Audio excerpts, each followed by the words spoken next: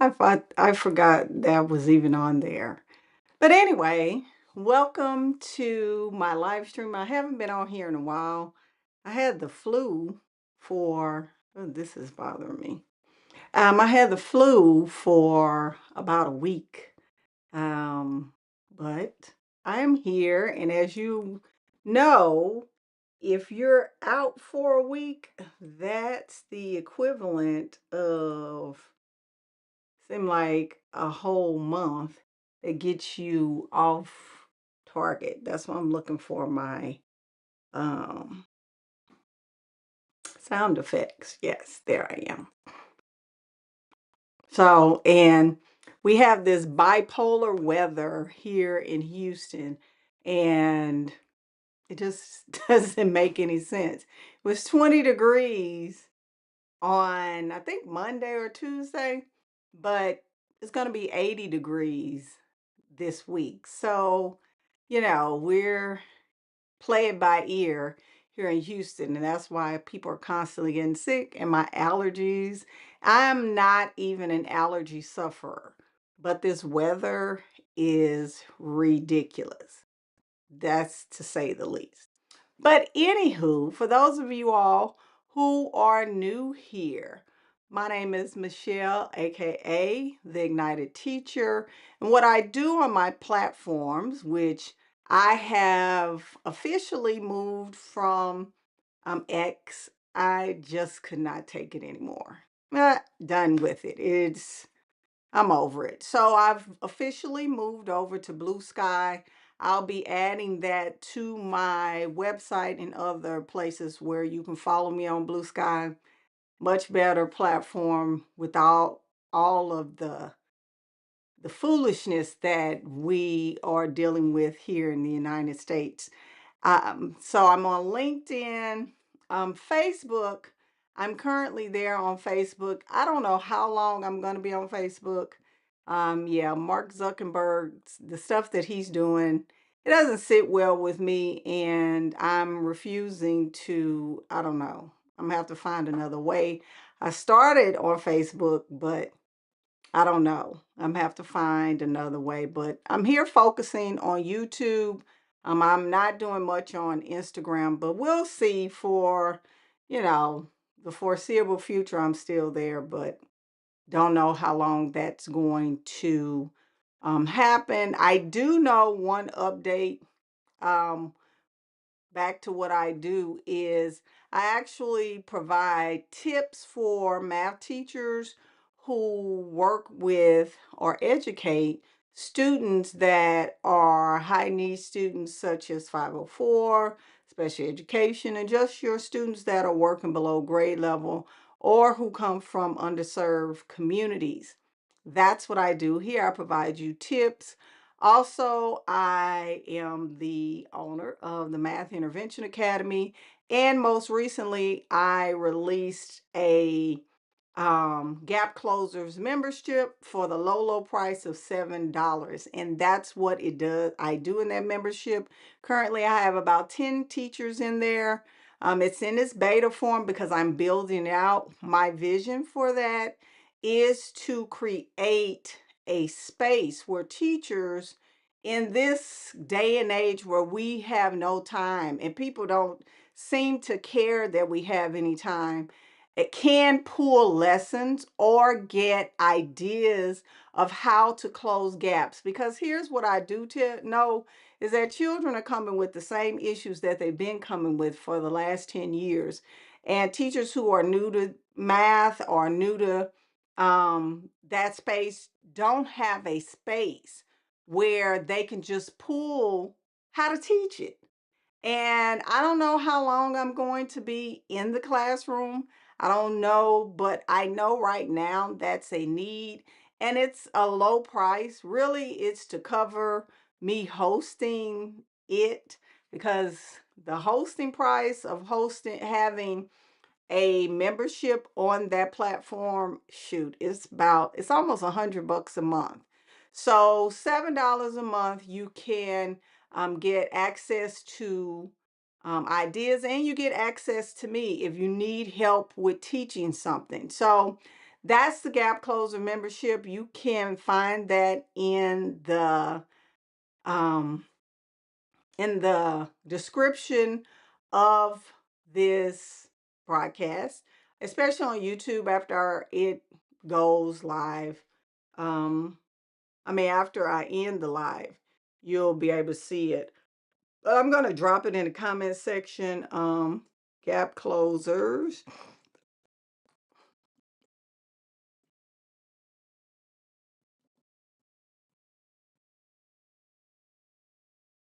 Yep, wrong one. I thought let me go back because I thought it didn't. That's why I don't like doing those things where they say copy the link. I normally just copy it because it gave me the wrong one. Gap closers membership. There it is. So if you're interested in that, then definitely check me out. So tonight's topic is, I'm asking you, do you need a test prep plan? And it is, what is it, February? We're at the last week of February. And a lot of people are gearing up for testing. You should be winding down your curriculum. I'm winding mine down. I've been teaching fractions, but my district, they do fractions at the end, but I actually introduce the first part of fractions in the first semester, especially with my high performing kids. I introduce fractions like the unit fraction, fraction tiles for my third graders. I introduced that at the beginning of the year. In the first semester, and then at the end of when the district actually says, oh, you can start fractions. Yeah, right. I've already done the first part, so I can go ahead, and the kids have enough practice because they get confused with fractions, numerator and denominator, and it takes them a little bit of time to get a handle on fractions. So I do that part and then come back in the spring and teach equivalent fractions and comparing fractions and fractions on a number line. So it breaks up that monotony, but that's how I adjust the curriculum for me, and it works. So, test prep plan. Now, I want you to know about data in test prep. I'm going to be hosting over my spring break, which is the week of the 10th, I think. I'm going to host a workshop, and you'll start hearing about it. It'll be a free workshop to show you how over time my students' data has been on the rise. And let's be clear, all the school districts that I worked for, it's not high performing schools. It's not high performing. I've never really worked in high performing schools. Have I taught high performing kids? Yeah, sometimes, but it's not the whole class. I don't teach gifted and talented children. When you're dealing with children that are struggling, and that could be emerging bilingual for whatever reason, what I found is that you first have to immerse them in rich language. That's conversations, that's talking about the mathematics, that's discourse. It's a lot of language. The children have to be able to learn English. And we're not talking about that conversational English. We're talking about academic English, which is difficult because they're not high frequency words that you're going to use. So that's the first part, which should have been an ongoing process. If you have a data set, and I know a lot of school districts, they are giving tests, taking tests. I'm so sick of tests, I don't know what to do. I don't know. I'm tired of it. So you probably have given a test even in December or January or somewhere in between now and December. And you're going to use that data to drive your instruction. I think it was a year or two ago, where I did a challenge on test prep, on how you should have two strands when you're talking about test prep. There should be a reteach strand and a maintenance strand. Your reteach strands are those skills that your students, and I don't really give a percentage. It's just that where you feel they need more practice, and that's what math is about: practice, practice, practice. The more you can get your students to practice, the better off they will be. That's just in general. So if you are thinking about, because I've already looked at my dates. I don't know, in my Math Intervention Academy, I talk about how I break down this little planner. It's a happy planner, but I don't buy their things. I have inserts that I use. So I love a good sticky note. So my dates for my star prep are already noted. I will start after the break. We don't take the math star test until March 20, not March, April 20, the week of April 22nd. So I'm going to be looking at that. Now I have different strands, and I'm going to show you briefly, just so you can get an idea. I use a lot of lead forward resources. Let me pull this up so that you can see it, and I'm going to share my screen. So this is lead forward, and I'm not going to go in depth because guess what? If you want to know more about this, you need to, once I start advertising for my workshop, you can join and learn more, ask questions there. But lead forward breaks it down into readiness standards. So I'm going to scroll down to the bottom. Let me see, does it say it here? No, it doesn't say it here because they did on one of them have the amount of, yes, they do. It's right here at the bottom. And I'm going to make that bigger so you can see it. So right here, it says 18 to 20 questions from readiness standards. Your readiness standards are in the green. And then over here, they say 10 to 12 questions.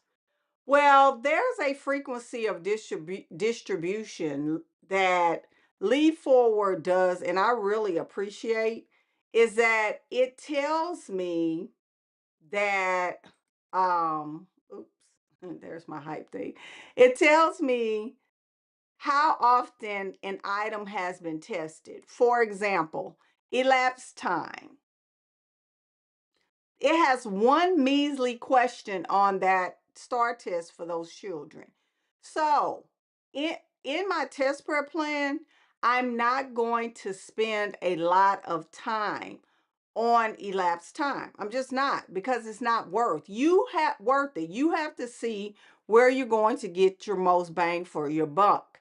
Now, time would be a maintenance skill for me.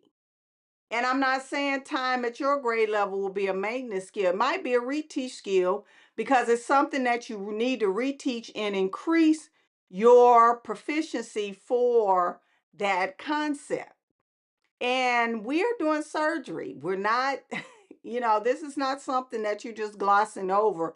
No, you really have to delve when you're taking a test or you're preparing your kids for a test. You have to delve into the numbers because it's a numbers game. Some grade levels, it's not a numbers game, it's a concept game. When I taught eighth grade math is totally different because they have about the same amount of test items for each one. So here's the thing. My strategy for eighth grade was totally different. If my students knew how to solve equations, slope, all those things, I knew that they would be okay with inequalities and all those other things. But there was another strand that the students struggled with: measurement. They measurement and geometry. They could not get what's the name of that? Uh First of all, they couldn't get they still were struggling with perimeter, which they couldn't get like those formulas. Um Oh, surface area. How could I forget that? They couldn't get lateral or total surface area. But it's all of those formulas are based on elementary concepts, area and perimeter. Like it really, but it was 3D figures instead of 2D figures. So you have to really know, or have somebody point you in the direction where you know what is being tested. And you have to know that very, very well. So back to lead forward, because I'm not going to be here past 7. Let me see. Back to lead forward. These are your readiness. But if you join or attend my free workshop in March, I'll talk about the frequency of distribution. They cannot literally test all these supporting standards. You got 10 to 12 questions out of all of these yellow standards. You have to know what standards that they're going to test. And that goes back to the frequency of distribution. And they're going to have 10, 18 to 20 questions out of these. So you have less readiness standards. But here's the thing, when we're talking about weighted things, when we talk about weighted items, some of them can be multi-select. Some of them, like, it just depends on how the test is broken down. Now, I want to share with you my no test prep documents that I give to my Math Intervention Academy. So this is no test prep. It has a section for digging into data. It has a section for you to group your kids. Now your test prep plan shouldn't up in your daily routines. My routines don't change. And I'm telling you that because if you start your students on a new routine, you're going to be miserable because it takes students time to get into a new routine. Just take your test prep plan and make it work with your regular routine. Let's go back here. So then I have a calendar. That's a blank calendar, say for in January, February, March, April, May. And then it has a spiral review for when you are tracking how well the students are doing. That's a PDF. Then we have reteaching, your materials you're going to use, the students and a small group. If you want to disaggregate your data further, like if you have a really diverse school, your emerging bilinguals, Caucasian, African American, Latino, Asians, 504, special education, and other children. I use this daily mastery check. I use this on I use it in my class. I know some people like to use the computer, but I like to write stuff down. There's a progress monitoring sheet. So that we in our state, they have this Cambium website that has all the things. So what I'll do is give my kids, I call them little burst tests. So based on how it's broken down for frequency of distribution, say for instance, I want to test them on readiness standards. I'll give them the amount of test items that they may give for fractions, which is the most is 3. So I'll give them 3 fraction questions and then give them maybe one time question or one measurement question because it's not, or one data, and then give them two other questions that the state will give them of. And that's how I measure. Can my students, without any prep or support, independently work these problems on their own? And it gives me information into what they can do and how well they're going to do. Now, this is not an exact science, but I'm telling you, it has worked for me over the course of the 20 years that I've been in a tested subject. But it has to be, you have to have a process for getting your kids and fine tuning. Now, if you join me when I start advertising for my test prep, I'm call it Plan With Me test prep. Um, if you join me, and I'll explain my process and how I get this down to a science and where your students need to be. And I'm going to say, unfortunately, if your students are still scoring in the 20s and the 30s, they're not going to pass, ma'am. There's only an act of God will help you. Your students need to be 40s, 50s, 60s. That's the range, because my students, if you in that workshop, I'm gonna show you where they started in the 20s. So now they're in the 50s, some in the 60s, some in the 70s. You're not gonna move on. There's no Hail Mary. Only a miracle can happen for 20s and 30s. I'm sorry.